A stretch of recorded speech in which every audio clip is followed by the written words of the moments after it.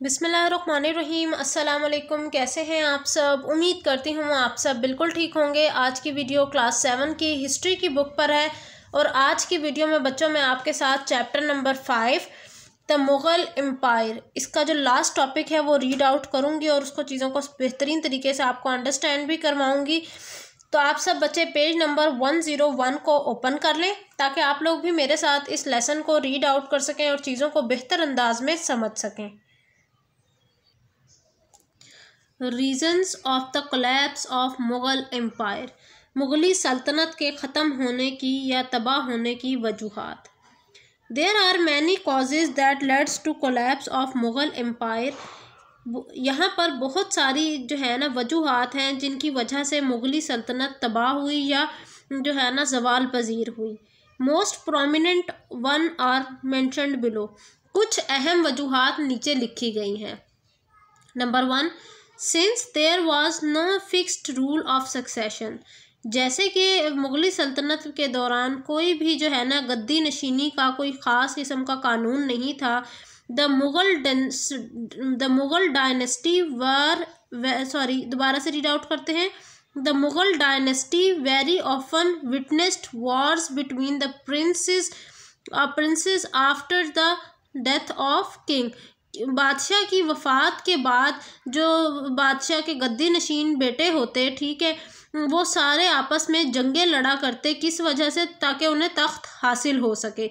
तो ये एक सबसे बड़ी वजह थी।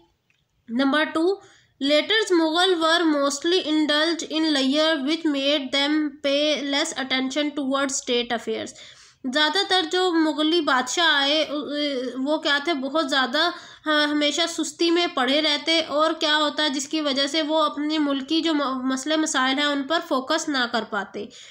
Empire was very big and modes of communication were not that strong, empire सल्तनत थी वो बहुत बड़ी थी और जो आपस में राब्ता रखने का तौर तरीके थे वो बहुत कमज़ोर थे, बहुत ज़्यादा बेहतरीन नहीं थे।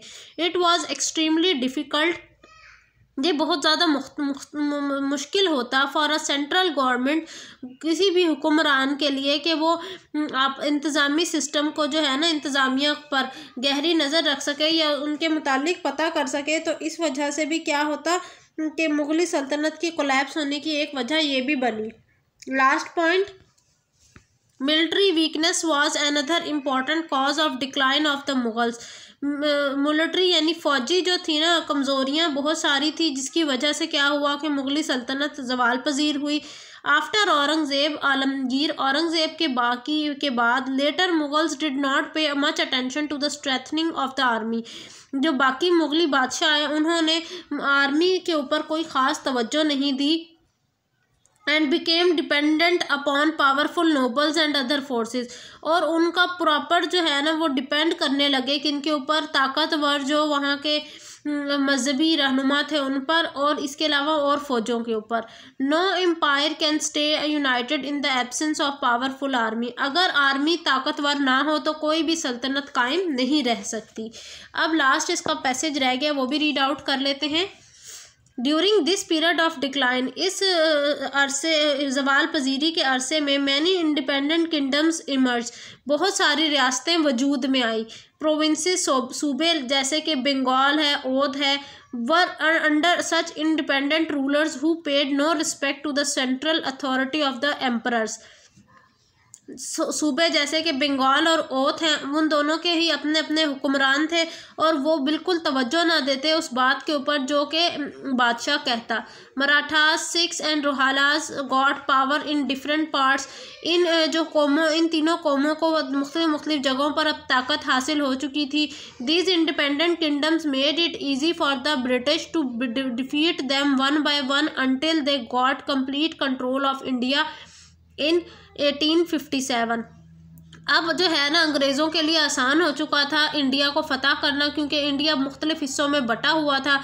उन्होंने आहिस्ता आहिस्ता करके इंडिया के छोटे छोटे रियासतों को जो है ना फ़तह करना शुरू किया और अंटिल के उनका कंट्रोल उन्होंने हासिल कर लिया पूरी इंडिया के ऊपर 1857 के अंदर।